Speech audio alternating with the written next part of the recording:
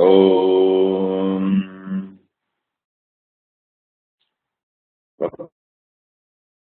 वक्रतुण्डमहाकाय सूर्यकोटिसमप्रभ निर्विघ्नं कुरु मे देव सर्वकार्येषु सर्वदा।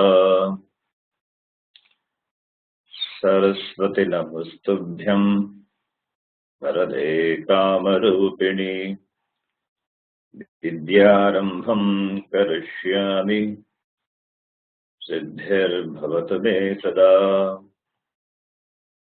गुरवे सर्वलोकानां विषये भवरोगिणां निधये सर्वविद्यानां दक्षिणामूर्तये नमः। ईश्वरो गुरुरात्मेति मूर्तिभेदविभागिने व्योमवत् व्याप्तदेहाय दक्षिणामूर्तये नमः।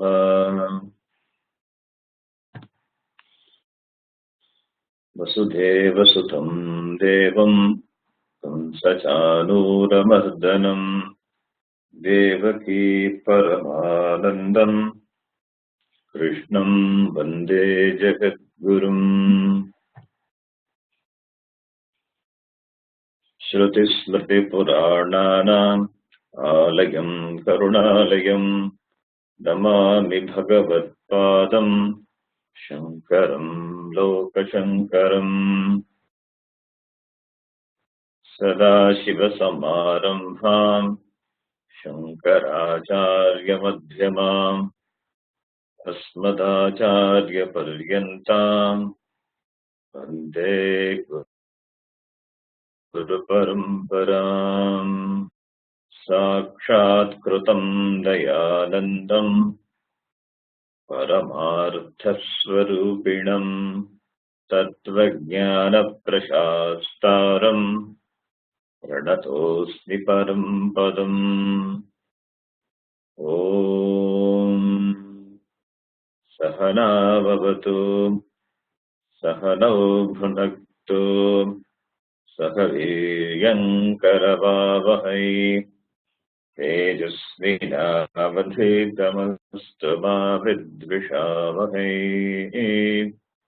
ॐ शान्तिः शान्तिः शान्तिः। हरिः ॐ पार्थाय प्रतिबोधितां भगवता नारायणेन स्वयं व्यासेन ग्रथितां पुराणमुनिना मध्ये महाभारतम् अद्वैतामृतवर्षिणीं भगवतीम् अष्टादशाध्यायिनीम् अम्ब त्वामनुसन्दधामि भगवद्गीते भवद्वेषिणी।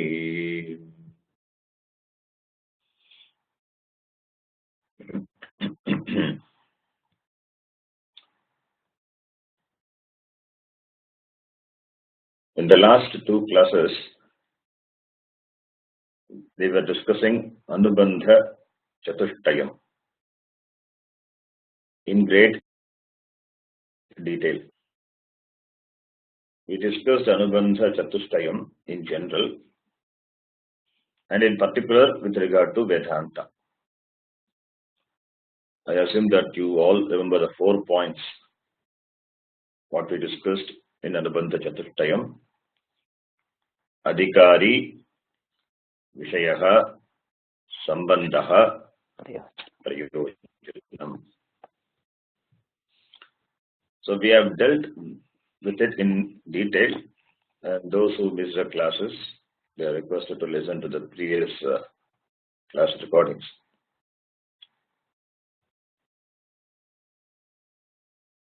And among the Anubandha Chatushtayam, there are nothing further to discuss on Vishaya, Prayojanam and Sambandha.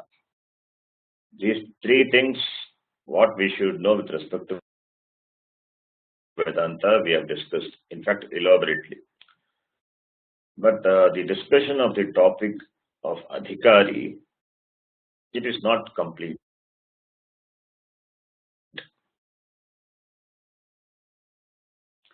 I mentioned Adhikari. Adhikari means a qualified person, a qualified person, a qualified candidate, and he must have interest and commitment, and also must have gained some experiences with regard to the limitation of the objects of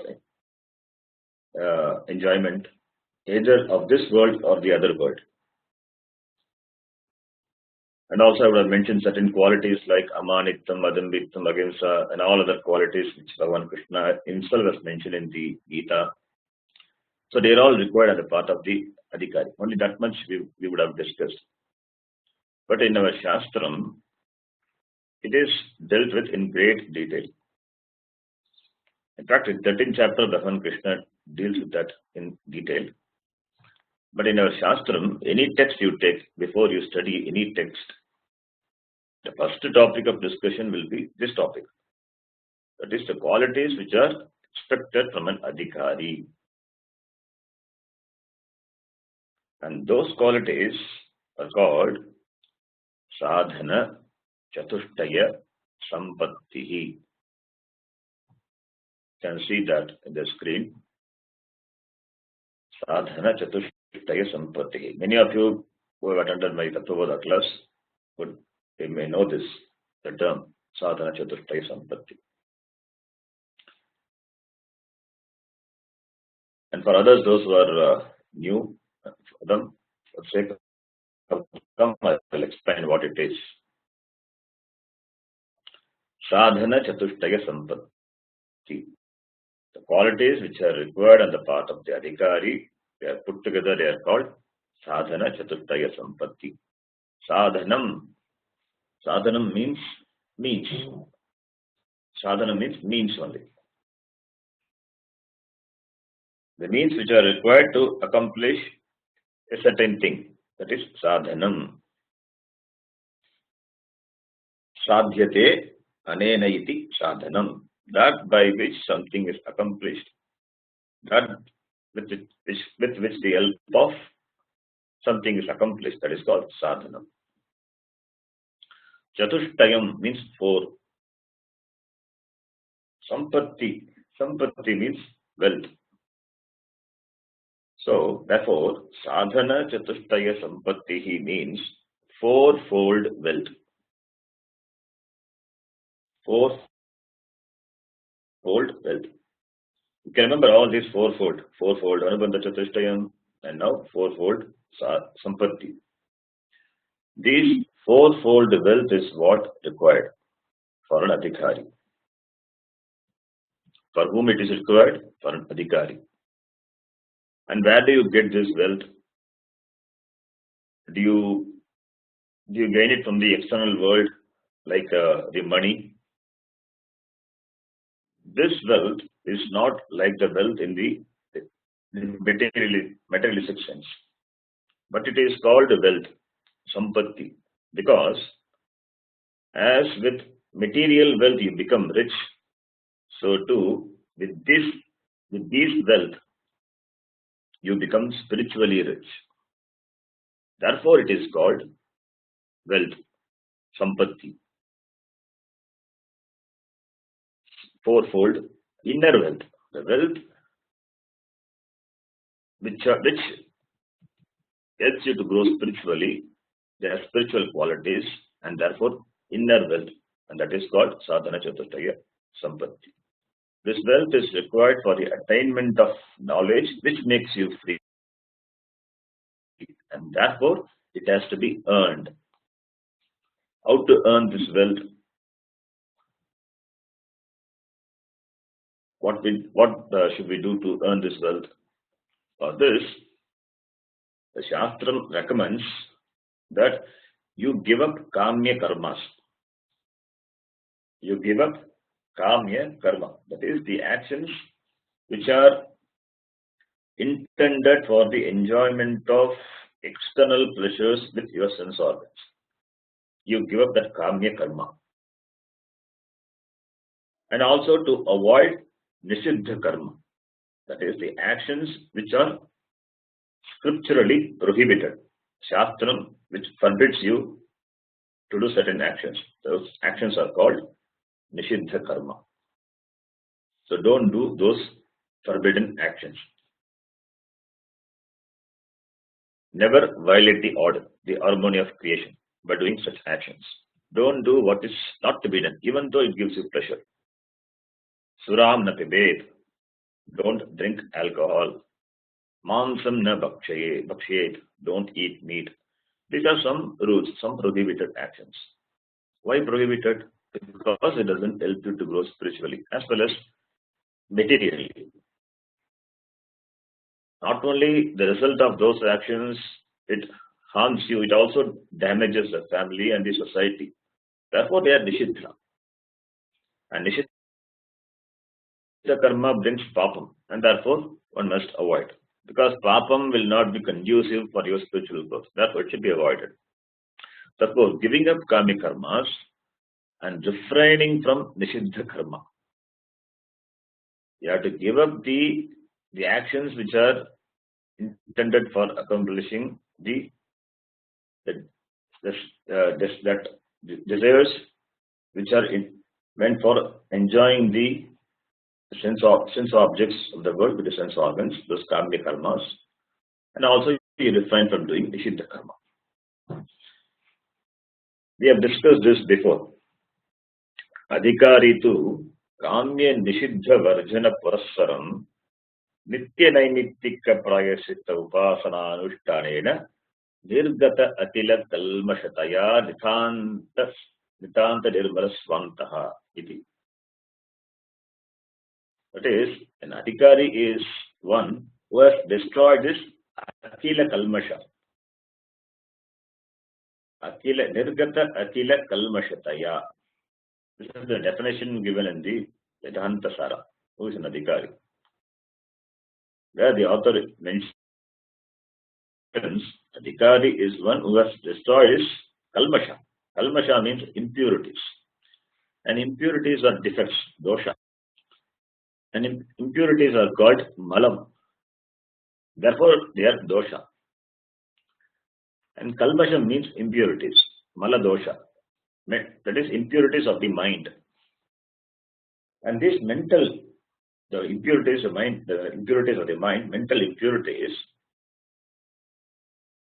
can be classified into six: kama, krodha, lobha, moga, mada, matsarya.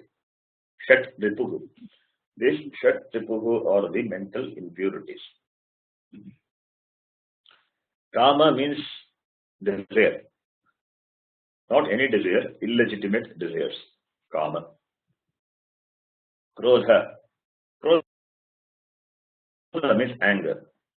Lobha. Lobha is greed. Wanting more than what we require. Moha. It is lobha. Moha means wrong thinking.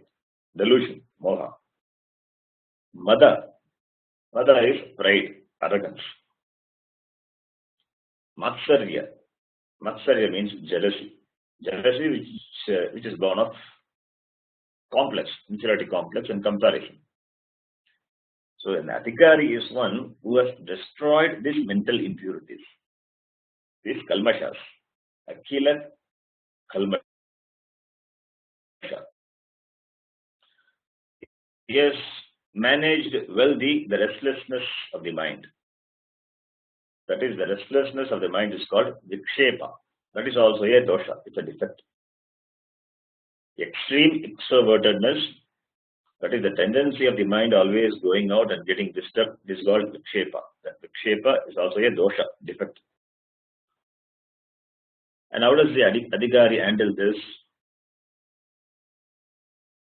The adhikari, he destroys or he keeps in check the mental impurities and manages his mind by doing his nitya karma. By doing his nitya karma, his daily duties, and also naimittika karma, that is obligatory, occasional duties, and also by avoiding kamya karma, the actions which are prompted by desire, and not doing actions which are prohibited, Siddha karma, and also by doing certain prayashitta karma, that is purificatory actions, and by upasana, dhyana, meditations. By doing and following such rules regarding action, the sampatti, the inner wealth, which is already there in the person, it manifests. That which was obstructed, that which was covered, when the obstacles, when the pratibandhas are removed, it manifests. As the water is covered by a thick moss, and when you remove it, you see the clean water. Similarly, when these impurities are destroyed by prescribed actions of the Shastram, then the beauty, the wealth, which is already there, it manifests. That is what Vedanta also says. Vedanta says that what we are seeking in life is already what we are. Our effort lies only in removing the pratibandha. Therefore, to lead an intelligent life, what we need to do is we have to shift the direction of effort from outside to inside. So our effort needs a clear direction. Therefore, we need to acquire these sampatti, sadhana chatushtaya sampatti, which is already within us, that we need to discover that. So these actions by which what we gain, what we acquire is we discover the inner wealth, that sadhana chatushtaya sampatti, or we earn it all. We can say earn it because since it is covered by a lot of the obstacles, since it is covered, it is not visible. Therefore, removal of those obstacles in one way, it is nothing but the gaining. In that way also we can use the word attainment of sadhana chatushtaya sampatti. It's not literally attaining, it is there already in us. Since it is covered by many pratibandhas, therefore we say we have to discover the sampatti which is already in us. And now, what are those sadhana chatushtaya sampatti? What are those wealth? The first one is viveka, vivekaha. The second one, vairagyam. The third one, shamadhi shatka sampattihi. And finally, mumukshutvam. We have discussed in detail in Tattvabodha. Those who have attended can recollect. For the sake of others, I will explain it briefly, because this topic is very important, and therefore we can listen to it again and again. As I told before, nobody is a perfect adhikari. Adhikari is the continuous development of oneself. By listening to Shastram again and again, punapuna Shastra Shavanena, this adhikaritvam can be enhanced. So therefore, I will deal with this topic briefly. So now these four qualities, four sampatti, viveka, vairagya, samadhi shatka sampatti, and mumukshutva. I'll give the English translations of these words. Viveka, first quality, first sampatti. Viveka means discrimination. We will see in detail later what it means. The simple meaning of viveka is discrimination. Vairagyam. Vairagyam means dispassion. Shamadhi shatka sampatti means shama, dhamma, etc. Starting from shama, dhamma. Shatkam means 6. Shatkam. And therefore there are 6 disciplines starting with Shama and Dama. That is the meaning. What is Shama and what is Dama? That we will see later. The last quality is Mumukshutvam. Mumukshutvam is the desire for moksha, liberation, freedom. So these are the 4 qualities which are called Sadhana Chatushtaya Sampatti. Here, one point I would like to mention. You don't come across this word Sadhana Chatushtaya Sampatti in our Shastram directly. If you have studied other Prakarana Grantha you will find, other Upanishads and other texts, you will not come across this word directly. But in the tradition, in the Sampradaya, they have gathered this information from different places and from different statements of the Upanishad, and they call it by the name Sadhana Chatushtaya Sampatti. Upanishad will not mention these qualities explicitly and say these are Sadhana Chatushtaya Sampatti. Upanishad will not do. But our great acharyas who have come in our tradition, they know the Tatparya of the Upanishads, and they know what Upanishads mentions through certain words. They know that through certain words it describes certain qualities. And from different Upanishads, from different places, they gathered all this information and put together in the form of a Chatushtayam. That is called Sadhana Chatushtaya. Therefore, they understood from the different Upanishads what it mentions, and the qualities which are required on the part of the Adhikari is this Sadhana Chatushtaya. For this, such a person only, the Jnanam will fructify. So that idea they gathered from the different statements. And for the sake of the person who are new to the Vedanta, the Prakarana Granthas they mentioned explicitly and discussed in great detail. That is what we did in Tattvabodha. You will find the detailed discussion of Sadhana Chatushtaya Sampatti in Tattvabodha, Viveka Chudamani, in Vedanta Sara, in Sarva Vedanta Sara Sangraha, and also many other texts you will find that would have been discussed in great detail. Even while commenting the first sutra of Brahma Sutra, Tathato Brahma Jignasa, that is the first sutra. If you take a sutra, Ataha Brahma Jignasa, that is the first sutra.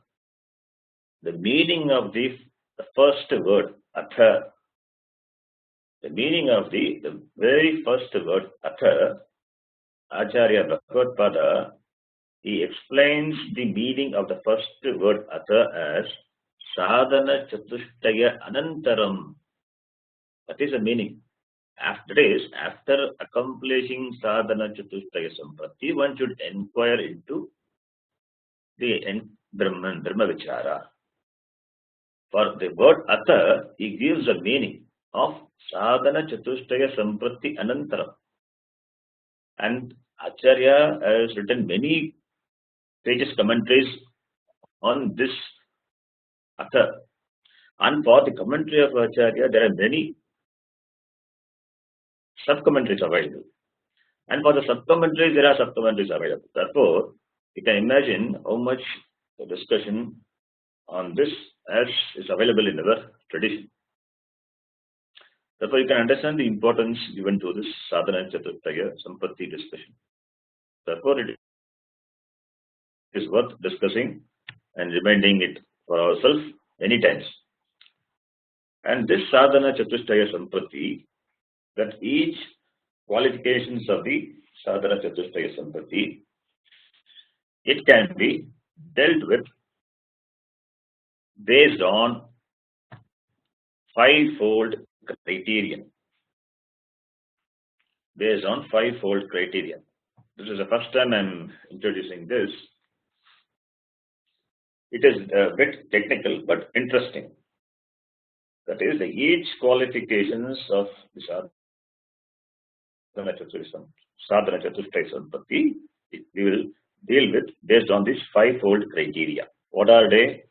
The fivefold criteria are Hetu, Swarupa, Karya, Avati, Phalam. So each qualification will be dealt based on these five. Hetuhu means cause.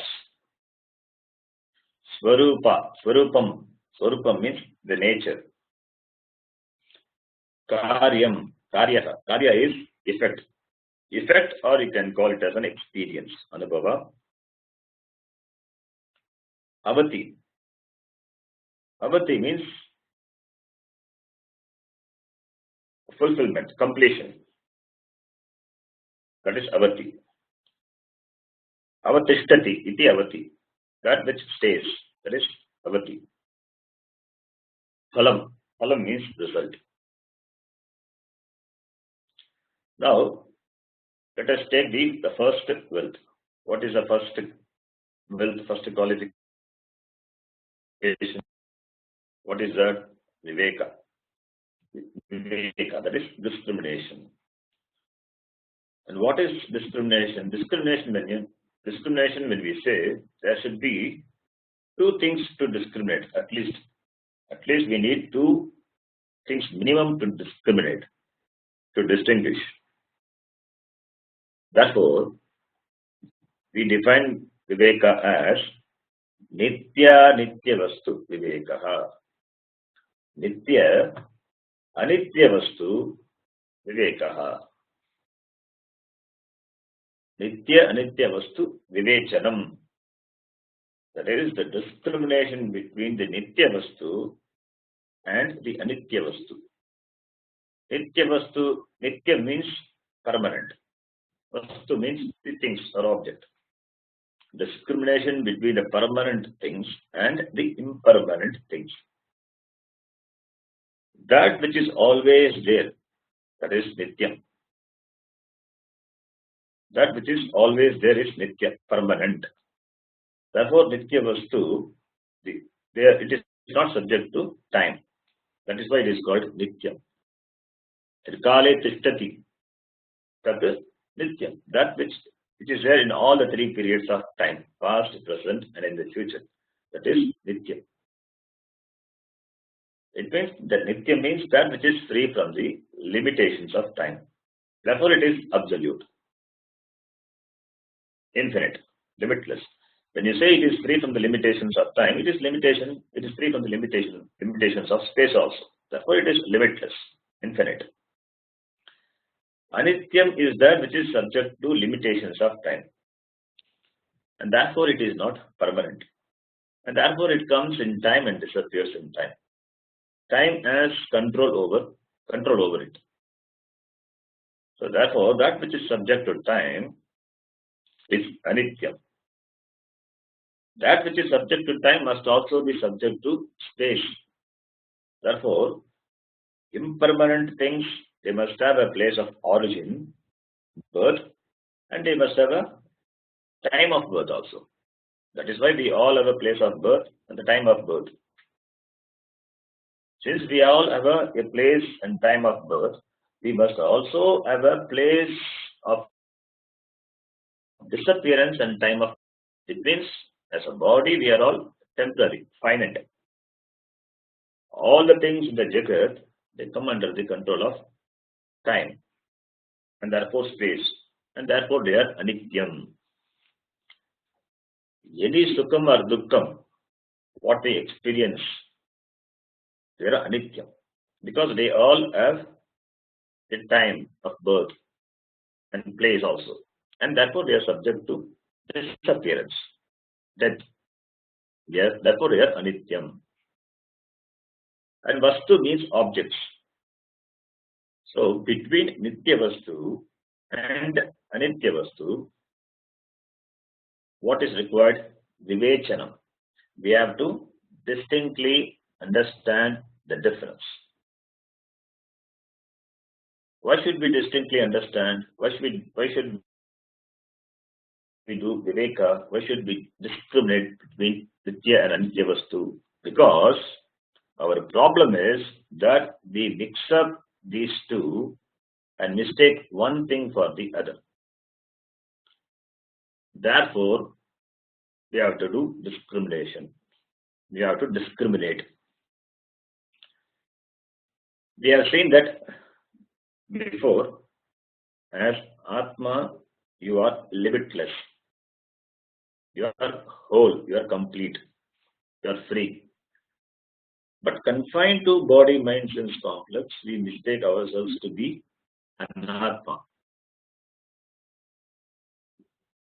As Atma, I am free. I am complete. Aham Purnaha. But I take myself to be this body, mind, sense complex. They are not Atma. They are Anatma. So I take myself to be this Anatma because of my Deha Abhimana. And because there is a mixture between Atma and Anatma, we have to distinguish. We have to discriminate. We need to do the Vivechanam. That is why we need Viveka. So Viveka is distinguishing and understanding what is Nitya and what is Anitya. Suppose there is a red hot iron ball. Tapta ayas pindaha. Suppose a red hot iron ball is there. You see the red hot iron ball. Then you say that it is red hot iron ball. You see the fire in the form of a round shape. But how can fire be round? Fire doesn't have shape. But you see fire in round shape. And you mistake the fire which has no form, which has no weight, it to be round. The form and the weight of the fire, it belongs to the ball, not to the fire. So you distinguish the fire and the ball, and you know because of the ball, the fire looks round. So you do some viveka and you understand the fire and the ball distinctly. So viveka, that is called viveka. So viveka is required to understand the things distinctly, separately. So here also the same thing. Because there is a confusion between the Nitya Vastu and Anitya Vastu, we need to understand them distinctly. Because of that, Nitya Vastu is taken as Anitya Vastu, and Anitya Vastu is taken as Nitya Vastu. That is, Atma is taken to be Anatma, and Anatma is taken to be Atma. And therefore, by Vichara, by inquiry of what is Nitya Vastu and what is Anitya Vastu, we have to gain the distinct understanding of the two. That is called Viveka. Nitya Anitya Vastu Vivekaha. Therefore, Viveka means distinction, separation, discrimination. That is the meaning. And to discriminate, what you need a subtle mind, Sukshma Buddhi, subtle understanding. If you don't have Sukshma Buddhi, subtle understanding of the things, everything will appear same for you, and you will not be able to discriminate. Therefore, Buddhi is important, and the Buddhi should be Sukshma. It should be able to penetrate into the nature of the things and understand. And one of the Prakana Grantha, Vedanta Sara, it describes Viveka as Nityanistya Vastu Vivekaha Tavat Brahmaiva Nityam Vastu Tataha Anyat Ilam Anyat Iti Vivechanam. It says what? That is, Brahman alone is Nitya Vastu, and everything else is Anityam. This Vivechanam is called Viveka. It is Brahman, not Brahma. Brahma means Brahmaji, Chaturmukha Brahma. We are not talking about the fourth-faced Brahmaji. Chaturmukha Brahma. We are talking about Brahman. Brahmaiva Nityam. Brahma eva Nityam. It is Nitya Vastu. That Brahman is limitless, complete. With or without a creation, Brahman is complete. And what is Brahman? I use the word Brahman now. It is introduced now. We'll see what it is. From the standpoint of the created universe, the Brahman is called Brahmaji, Chaturmukha Brahma. From the standpoint of sustaining the universe, the same Brahman is called Vishnu. He is the sustainer. And from the standpoint of the total dissolution of the universe, the Brahman is called Rudra or Shiva. So Brahma, Vishnu, Shiva. They are with forms. This Trimurti, they have got forms, and therefore they are called Saguna Brahma. They are called Saguna Brahma. With form, it is called Saguna Brahma. And without form, it is called Nirguna Brahma. With or without form, therefore it is nothing Brahman. It is Brahman is limitless, complete. Brahman means limitless. Limitlessness, that is called Brahman. Therefore, from the total standpoint, it is called Brahman, the consciousness. From the individual standpoint, it is called Atma. Therefore, if Atma is consciousness, that is you, then Brahman is also consciousness. Atma is from the individual standpoint. That is from the standpoint of your body, mind, sense complex. Atma is you, the consciousness. And from the collective standpoint, that is from the total standpoint of the Jagat, the world, the universe, what is available for your perception, it is called Brahman. From the standpoint of the universe, that is called Brahman. And that Brahman is Nitya Vastu. And everything else is Anityam. So, understanding that Brahman is Nityam, Sarvam Anyat Anityam, this distinguishing between the Nitya Vastu and Anitya Vastu, that is called Viveka. And that Viveka is the first important qualification required. Now, you may ask, how a person without having any knowledge of Brahman can do Viveka? How can he do discriminative inquiry? First, you should know the Nitya Vastu, Brahman. Then only you can do the Viveka. You should know the Nitya Vastu, Brahman, and you should know Anitya Vastu. Anitya Vastu probably by experience you will come to know. But how do we know these two? Only when we know these two, we should have minimum two, then only we can discriminate. We can do Viveka. Then how do we do it? How do we know and how do we do it? If you come in the Sampradaya, the tradition, definitely you will be knowing Brahman. Every day when you chant the Vedic mantras, the Vedika mantra, and you would have studied many Vedas, many texts on the teaching of Vedas, Puranas, and so many things. You would have been exposed to the Vedas and the texts on the teaching of Vedas and other various Shastram available in our tradition. From those things, you would have gained the knowledge about the impermanence of the Jagat. In fact, you would have gained the knowledge that even Swarga is not Nitya. That knowledge you must have got because you are exposed to the tradition.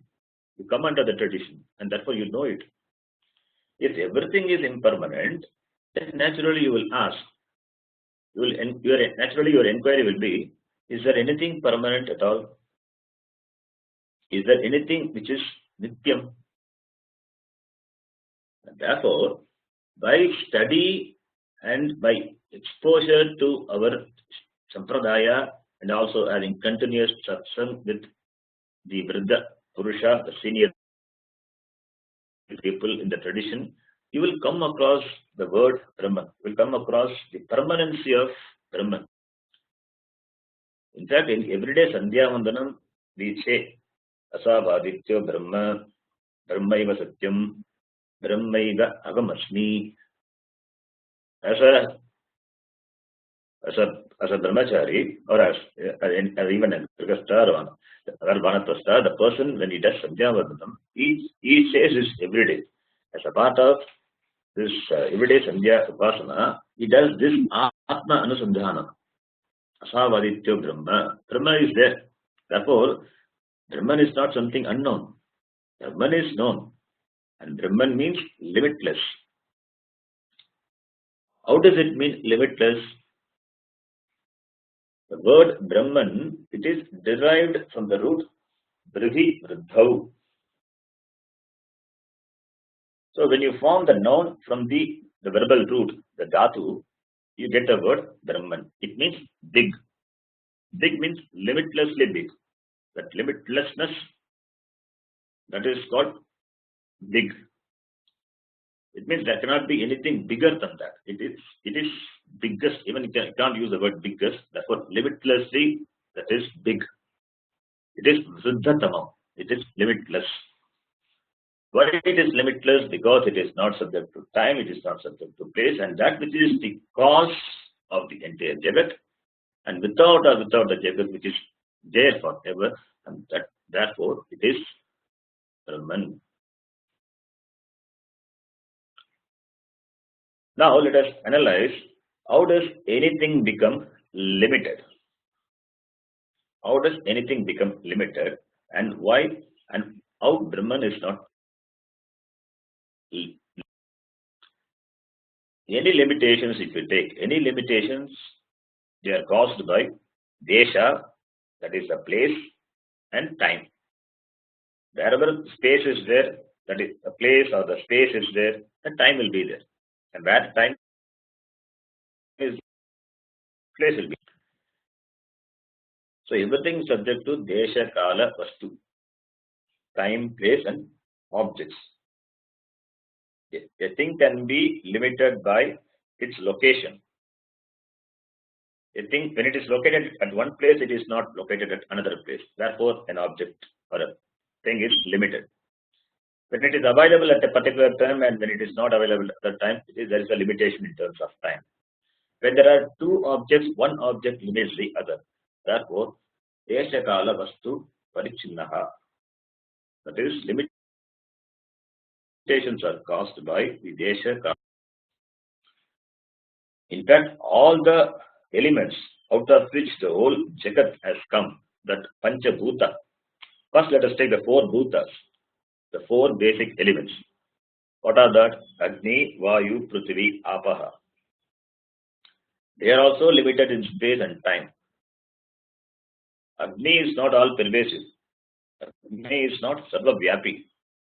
Vayu is also not all pervasive. You may see Vayu here on the earth, but when you go up, you need oxygen.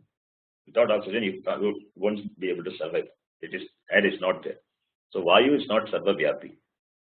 And Prithvi, that is also limited. That is why we have fight over limited land. The war between the two countries because of this Prithvi, the land, because it is limited. And what about space? Finally, space. The four elements, Agni, Vayu, Prithvi, Apa. Apa is also limited. That we know. That's very clear. Water also is limited. So Agni, Vayu, Prithvi, Apa, these four elements are limited in terms of time and in terms of place. And what about the fifth element, Akasha? Akasha seems to be all pervasive. Therefore, it should be unlimited. No. Akasha, I didn't mention and now I mentioned because though we may think that Akasha is all pervasive and therefore we may think it is limitless, And therefore you may think it must be Brahman, but it is not. Akasha is also limited in terms of that, limited in terms of time, because Akasha is also created. Akasha is also a part of the creation of the Jagat. For any creation to happen, there must be space, and therefore the space must be the first creation. Space must be created first. That is why in Taittiriya Upanishad we chant Akashat Vayu Vayoragnihi Agne Rapah Apah Prithvi Iti. So the first is Akasha is first created from Brahman. So therefore, space also being created, and it has a beginning in time, therefore it must have an end. Therefore it cannot be Nityam. When it is not Nityam, it cannot be Brahman. It cannot be limitless. Therefore, whatever we know, whatever you count as that what you know, it cannot be Brahman. Because everything being created, everything being subject to time and place, it is not Brahman. And Brahman is not created. And Brahman is beginningless. And it is one only, Ekam. And therefore it is Nityam. So, by the study of Shastram and coming across such statements of the Shastram, you come to know, you come to gain the Paroksha Jnanam of Brahman. You come to know that there is Nitya Vastu called Brahman. And to get this Paroksha Jnanam of Brahman, this Paroksha Jnana, that is, you gain from the study of Shastram and from the discussion and the satsang of the senior people in the tradition, you come to have the Paroksha Jnanam of Brahman. And for that Jnanam even to happen, you need a lot of grace.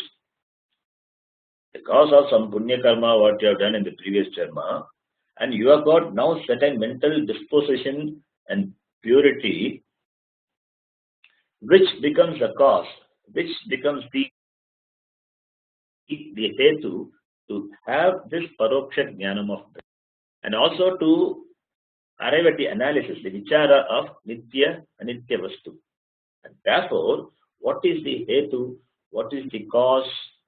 The hetu for Viveka, this Nitya Anitya Vastu Viveka, is Ishvara Anugraham and Purva Krita Punyam, or Ishvara Anugraham in the form of Purva Krita Punyam. That is the hetu. That is the cause.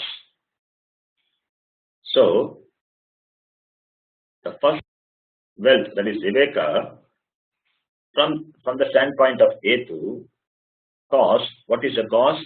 Ishvara Anugraham, or Purva Krita Punyam. That is Ishvara Anugraham in the form of Purva Krita Punyam, that is the cause. That is required to do, discriminative inquiry. To have the knowledge of Viveka, we need that hetu. That is the first criterion. Then the second one, that is Swarupa of Viveka. The Swarupa of this Viveka is Brahman alone is Nityam. It is truth. Everything else is Anityam. Brahma eva Satyam, Anyata Sarvam Anitya. That is the nature of this discriminative inquiry. That is the second criteria. And the third criteria is Karya. Karya is the effect. Based on your life experiences, you get clear knowledge. Everything which has a beginning, Arambha, it must have an end. Why? Because they are all subject to time, place, and objects. And therefore, all the lokas, you can imagine, any loka, Sapta loka which are above, and the 6 loka which are down, any loka you imagine, they are going to be impermanent. Because that loka, when you say loka, means it involves travel, and therefore subject to time, and it involves the certain experiences, and it is not going to be permanent. It comes and goes. So therefore, they all have limitations. That is why even the Mundaka Upanishads, it also says, Pariksha Lokan Karmachitan Brahmanaha Nirvedam Ayat. Pariksha Lokan, having examined the experiences of this world. Lokan means this world, and also we can take the experience of the other world. Based on our thinking, we can come to the conclusion the experience of this world as well as the other world. Other world means that including Swarga, which is supposed to be the destination point for many people. That is why they do all the rituals, yaga and rituals. They are all limited. Why? Because they are all born of action. You do certain karma to reach those worlds, and actions are limited. And limited actions, since actions are limited, and by limited actions, how can you gain something which is unlimited? So this is the effect. This is the experience. The experience is anything that is anitya vastu or subject to time, place, and situation, and therefore they are impermanent. Nitya vastu is permanent, and this is the experience, and this is called karyam. Karyam or the anubhava. Can say it as a anubhava. Then comes the next criteria. That is avatihi. Avatihi means avatishtati. That is, you come to the conclusion, the firm conclusion. You stay here. After returning, you stay at this conclusion. What is that? You become so convinced that after analysis, you come to this conclusion that any amount of arguments regarding this nitya vastu and anitya vastu, the understanding of the difference between the two, it cannot shake your firm stand that Brahman alone is nityam and everything else is anityam.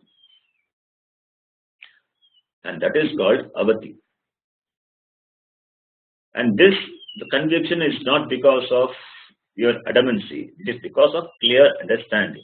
The clear vision of yours, your experience, that makes you conclude, that makes you get a standpoint. What is that? Brahman is nityam, that can only be nityam, and everything other than Brahman is nityam. And that is called avatihi. Then finally comes the criteria, phalam. Phalam means result.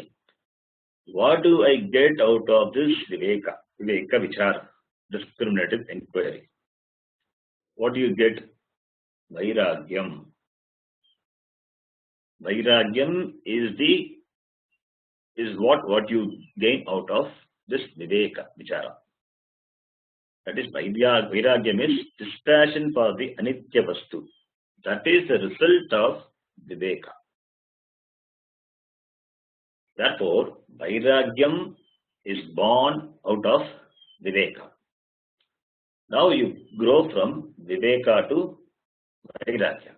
First you do the discriminative inquiry between the two vastu, that is Brahman and other than Brahman, and you very well know now Brahman is nityam, everything else is anityam. Now what will be your next step? You will grow, or you will start towards nitya vastu. It means you will move away from anitya vastu. That is called dispassion. Moving away, dispassion for the anitya vastu, that is the outcome of the discriminative inquiry. That is the next topic of sadhana, chatushtaya sampatti, that we will take up for discussion in the next class. Om Purnamadah Purnamidam Purnat Purnamudachyate Purnasya Purnamadaya Purnameva Vasishyate Om Shanti Shanti Shanti. Hari Om Shri Gurubhyo Namaha. Hari Om. Thank you, Sharanji. Thank you, Jay.